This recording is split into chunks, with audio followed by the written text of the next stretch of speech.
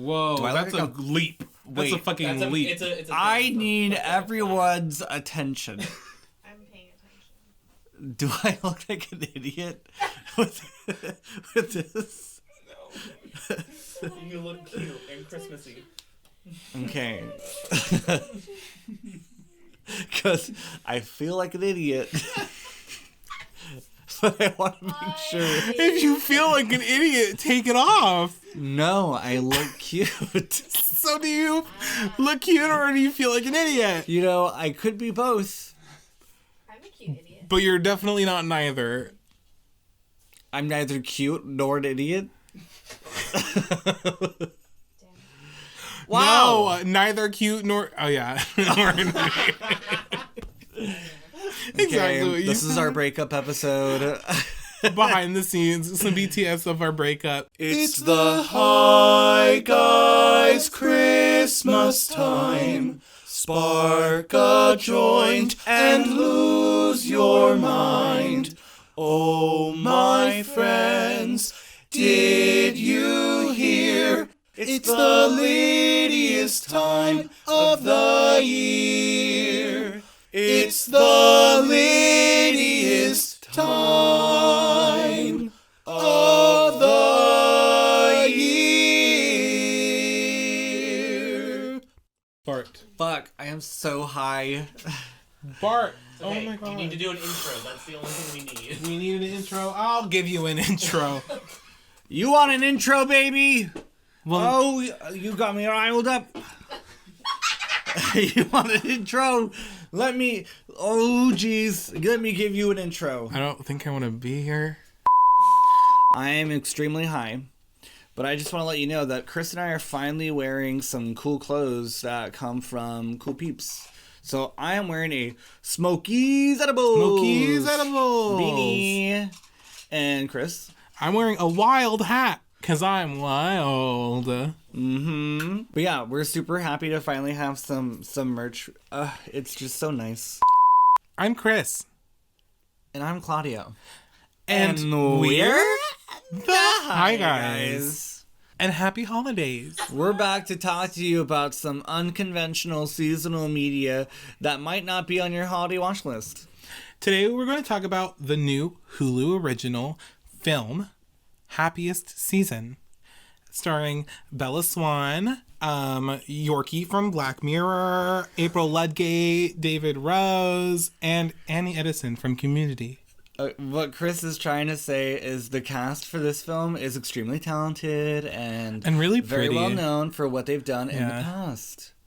Happiest Season stars Kristen Stewart and Mackenzie Davis as girlfriends who are about to spend Christmas together with Mackenzie Davis's character's family, but everything is not what it seems.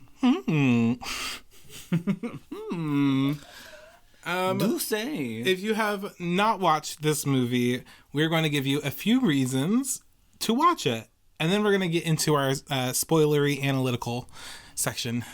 Breathing is so much work. I know. Oh my God. Are you hear me? okay? It's because we were dancing to Body while eating chicken nuggets earlier. And that's what's killing you right now? It's making my body work a little overtime, yeah. Literally, the song came on, and then the whole intro happened, and I just slowly stood up while I was eating. And then right when she said that, and then... I'm sorry, whoa. What did she say? And then... Okay. Then she started saying the body, yada, yada, and I just stood up, and I did it. And I did it so well. But here is a brief summary from Hulu. This is on their website. Like, this is how they described the movie. A woman learns that her girlfriend hasn't come out to her conservative parents. Boom. I mean, that's it. That's movie. Literally what the movie's about. That's wow. There's more to it, but at its core... Yeah, if you just want like a basic ass summary, if you want me to just straight up tell you what the plot is, it's that. We're going to give you our 3 positive reasons as to why you should watch this movie. Yes. The first thing, the direction of this movie is actually phenomenal. It is like 12 out of 10 because the person who directed it, her name is Clea DuVall, and she is a wonderful actress. She was in an episode of Broad City at the end of season 5. She's also an American Horror Story. She's Lana's girlfriend in Asylum. Yes. Sorry, I went straight to Broad City. Yeah, I know, but it's okay because that's also a good one because she dated Abby. Yeah, in season 5. And so she directed this one, and she also co-wrote it with Mary Holland, and she directed it so beautifully. And seeing like interviews about her talking about how she wanted it to be, she never got to really see her story represented in any way on screen, like a Christmas movie about coming out and stuff, because the holidays were about family and things get pretty crazy.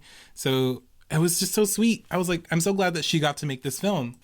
All the shots were like so amazing. I loved the way that it was filmed and how it looked. It was so cohesive in its like aesthetic as a movie, because it's not like super stylized or anything, but like the tones, the color palette, the apparel, like it all just flowed so well together. Yeah, because it wasn't like she had a vision of what she wanted it all to look like. Like when you think Hallmark, or when you think Christmas movie, you always kind of think of like that Hallmark Christmas aesthetic, and everything's just grossly over decorated to make like literally barf Christmas on you. Yeah, it like was, the wall is covered in just a whole nativity scene, like real live actors playing inside the home as the nativity, like wild shit. Yeah, but what I love about this movie is how refreshing it was, because it wasn't like an overbearing amount of Christmas stuff. Okay, but let me tell you, at the beginning of the movie starts off with them in a tour of a neighborhood that has a bunch of Christmas lights on houses.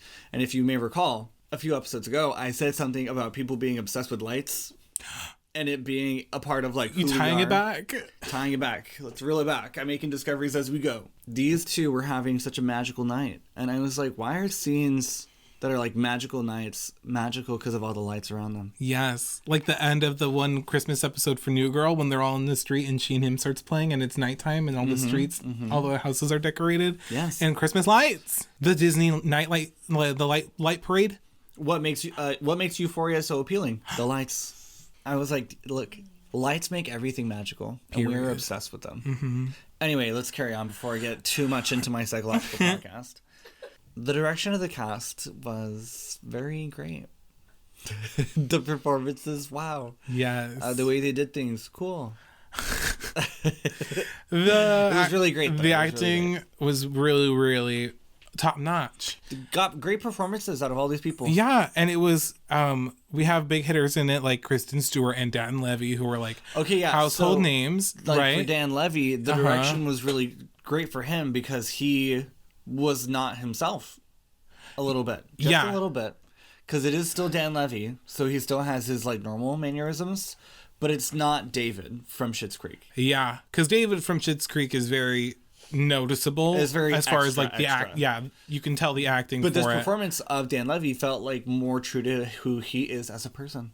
Yeah, it felt like an actual like person. But so you have the big names, but then you also have a lot of people who I feel aren't household names. Like you don't look at them and you're like, oh, that's blankety blank. But they are such great actors that it's everyone did such a great job.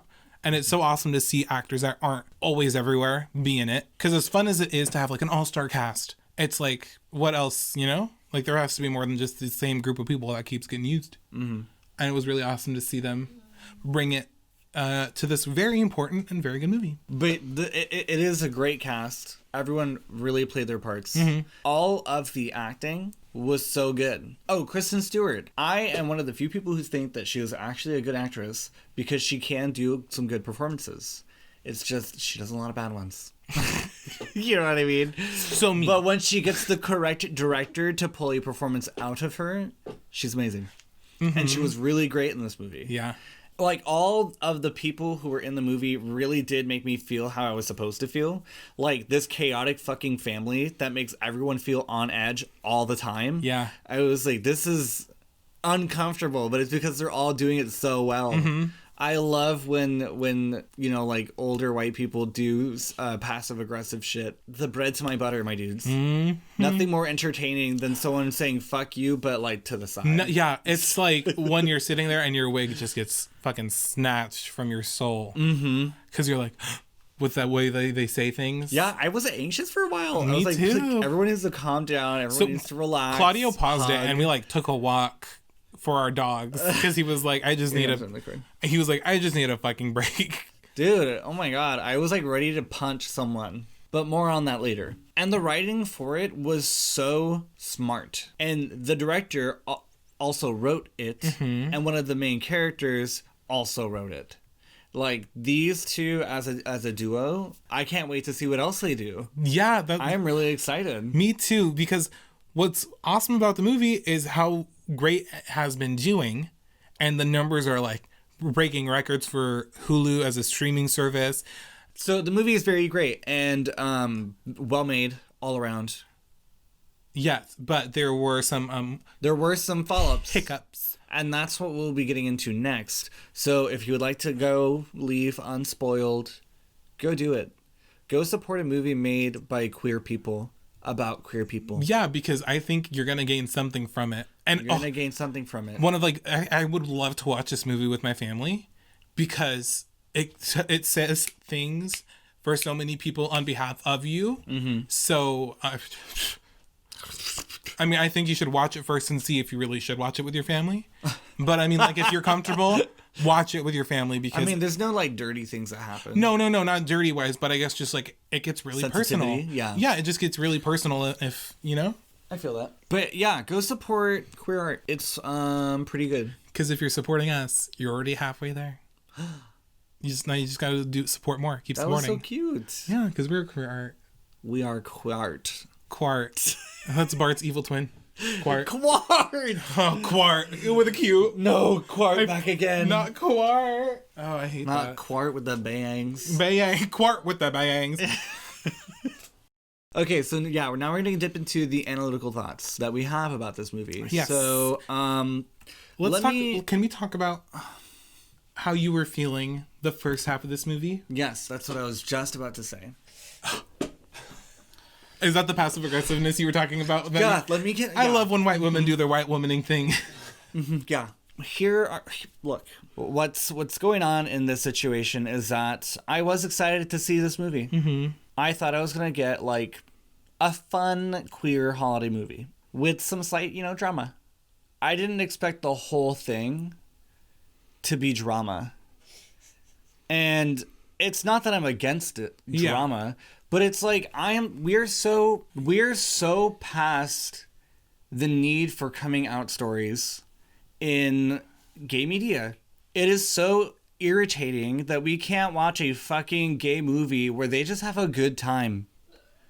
It is always depressing as fuck. It is always some kind of anguish of like trying to keep your identity hidden. Well, yeah, like your fucking Hannah Montana, bitch.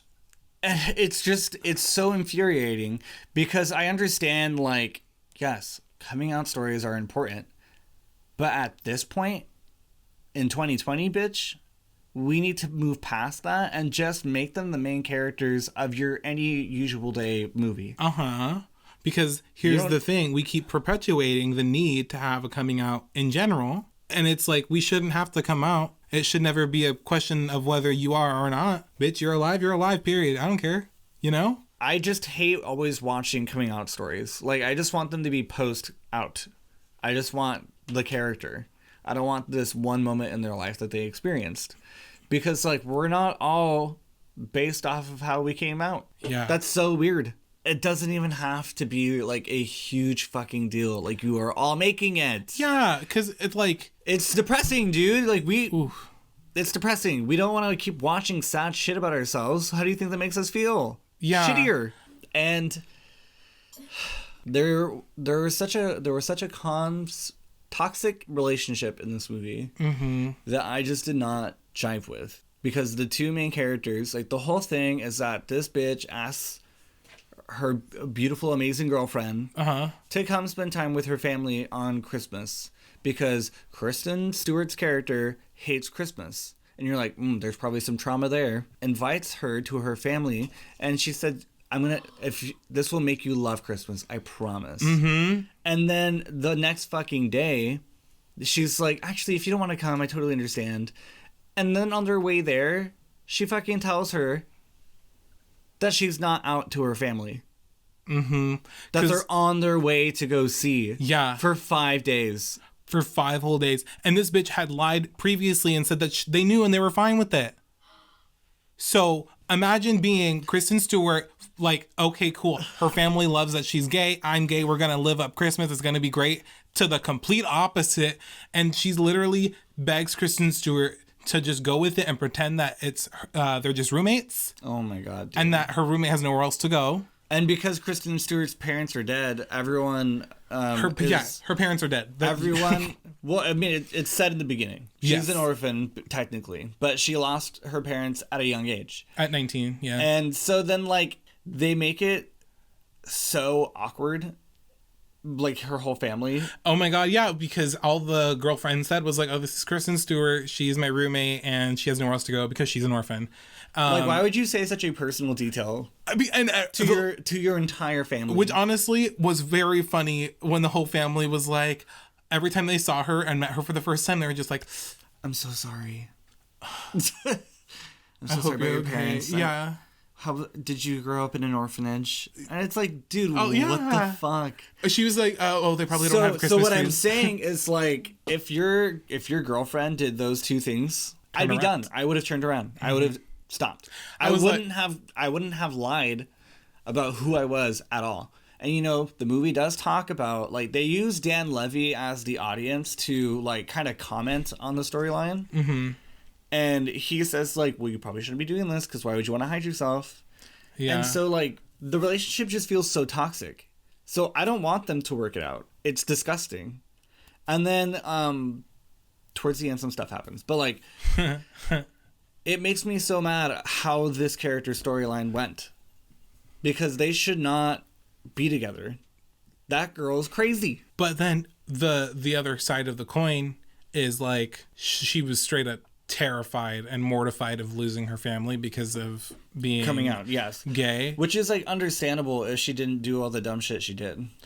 Yeah, but I guess what I'm trying to say is, like, when you're scared, you'll do anything to be safe, and even if that means jeopardizing the person you love. Because there's a really strong moment performed by Aubrey fucking Plaza, who's one of the best actresses this side of the fucking hemisphere. She says, Kristen Stewart's like, I feel like this is a completely different person. And Aubrey Plaza says, but what if they're both the same person? Because people just go through some shit. And people react in certain ways to some shit. And sometimes you can't control it. And I think that's one of the, like, saving graces of the film, is trying to explain that sometimes you do things not out of your own volition. You just react a certain way. Mm-hmm. Yeah, the relationship was not my favorite. I did not think these two should be together. But when I say I laughed for a minute straight, and it was a hard laugh too. It wasn't just a chuckle. I was hyperventilating, and Teddy was barking at me because of how loud I was. This movie was so fucking funny because of one of the side characters of the family. Her name is Jane. She's played by Mary Holland, who's also the co-writer of the film. She's fucking hilarious. She plays, so there's the main character of the family who's like very smart, everyone's favorite child. There's the older sister who only has a family. She dropped out of law school to have a family, so now she's kind of like she has the family, she's a loving person. The third sister, her name is Jane, and she's the most artistic, beautiful, funny. She wants to love everybody. She wants everyone to love her. She just wants to be a part of the family, and she never feels like she's part of the family. And it is the funniest thing to see her be a person in that very strict household. Because they literally talk about how on Jane, they just gave up. And it shows. But she is such a kind, sweet, beautiful, absolute, gentle soul who just wants to be accepted. But Jane... And Jane is the main character. You cannot prove me wrong. At the end of the movie, yeah, I felt like Jane's story arc, my favorite. She's an author of a fantasy novel. Oh my God, it's so good. And she talks about it at like a lunch casually because someone's like, oh, Jane, you're still working on your book. And she was like, oh yeah, it's going to be so good. And then they were like, it's been like 10 years, hasn't it? And she's like, it takes years to build a world. And she's just in her own little world, and I love her so much. She must be protected at all costs. If you feel this way, please watch the movie and let me know your favorite part of Jane, because I know mine. Back to what I was saying with the directors. I'm really excited to see what they're going to do next, because they are a great duo. Mm-hmm. And, you know, there are not a lot of queer directors out there, so I'm excited for them. Especially queer screenplay writers. Yeah. I saw, fun fact, Yes. this is news to you. Okay. I saw Yep. that Clea DuVall said that she is absolutely down to make a sequel. Happiest, what? Happier season? Happiest season? Happiest spice? The most happiest season. The most happiest. I don't know. Happiest too. I don't know. The squeakquel. But, the squeakquel. Not the squeakquel. The squeakquel. I'm so sure that it'll be amazing, because it won't be a coming out story. I like that. Unless it's like a time jump and it's like their kids trying to come out. Oh my god. Anyway, they're making the sequel, and that's very exciting. That's awesome. Because I can't wait to hear like what else they can do with those characters. The Happiest series. And it's a series The for it. fact that this movie is performing so well is super exciting. This movie is the biggest premiere for a Hulu original film on their service. Take that, Huluween. And Fucking Hoopa, whatever the thing is. stop. So it had you're just like you're going too off rails. I'm sorry. He said, stop. I can't with you. Look at your fucking little brothers. Stop. I'm gonna give you the controller that doesn't work. Chris, this is the camera That's triggering me.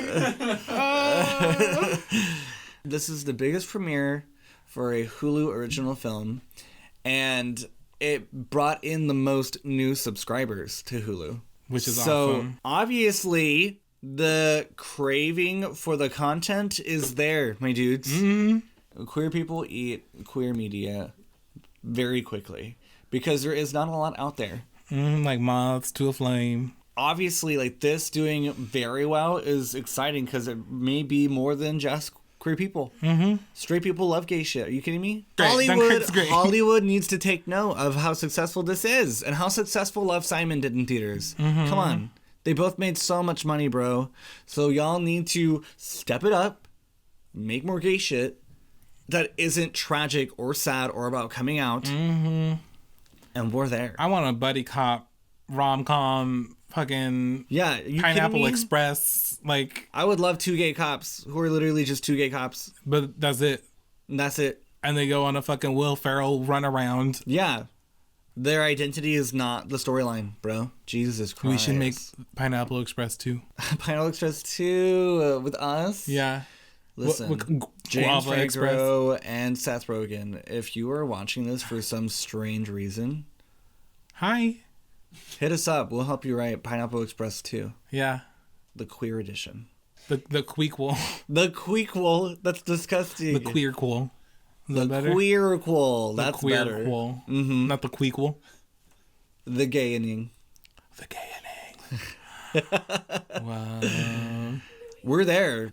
Yeah, it's very troubling to me because I hate coming out stories. But at the same time, at the very end of the movie, it all made sense and it all made the story way better. And you understood the characters way more. And it would excuse your frustration if you're one of the people who were frustrated like I was. Yeah, because it's definitely a movie that did not take up space where it did not need to be. Mm-hmm. It's very good. Mm-hmm. I would say it's very good. So go watch it. Tegan and Sarah sing a song. Come on. Yeah, come on. Gay legends. Gay legends. So go watch Happiest Season. Support queer content. Hey, it's time for the vibe check. It's time for the vibe check. What have you been doing lately? Not that. What have you been doing lately? I work. You haven't been vibing to anything lately? Who has the time? In this corporate America. Vibing in this economy. It doesn't sound sustainable. It isn't sustainable. Lately I have been vibing to Good News by Megan Thee Stallion. Yeah. It is a great album, people. If you want to move your rump, that's where you do it. If you want to move your rump. No, if you want to feel like a bad bitch and if you want to shake your ass like you own this fucking world, you listen to Megan Thee Stallion. Mm-hmm. Okay? Because that's what she does. She empowers you and she makes you feel like a hot girl. But yeah, that's what I've been vibing to lately. I know I should be listening to Christmas music, but I just can't. I have to shake my ass. I've been vibing to Among Us because Claudio and I have a Discord group with Claudio's friends, and I always say Claudio's friends, but I guess they're my friends too. But I hate connections because I get nervous. So our friend group has a little Discord, and we've been playing Among Us a lot and been just talking to each other a lot more, and it's been really, really sweet. Mm-hmm. And I love playing Among Us with them. I love talking to them. They're so funny. Yeah, for a while we were doing Zoom meetings, but Zoom is dumb. Zoom is dad. And it was very fun to do in the beginning, but then we all kind of got like really depressed at the same time because of what was going on in the world. And then I want to say like maybe August or September, it started to pick up a little bit more. And it's been very nice. That's a vibe check. Friendship. Today we did not eat anything, but we did smoke something that I rolled. So, I hit. Nice. So today, what do we got for him? Today in my SpongeBob Lisa Frank box, we used raw classic rolling papers. Nice. And we used this iridescent grinder. Yes. That Chris got from Amazon. But remember, don't tell Jeff Bezos. Jeff Bezos, am I right, ladies? And I used a zigzag 78mm. I'm not going to say millimeters anymore because I don't think that's what it stands for. I think it is. Millimeters. Cigarette roller. I don't think it is. Don't make me look stupid. And then the Elements Premium Rolling Tips Perforated. Because I don't know how to roll it if it's not. And that's what oh wait. And I also used the Key Cannabis Flower.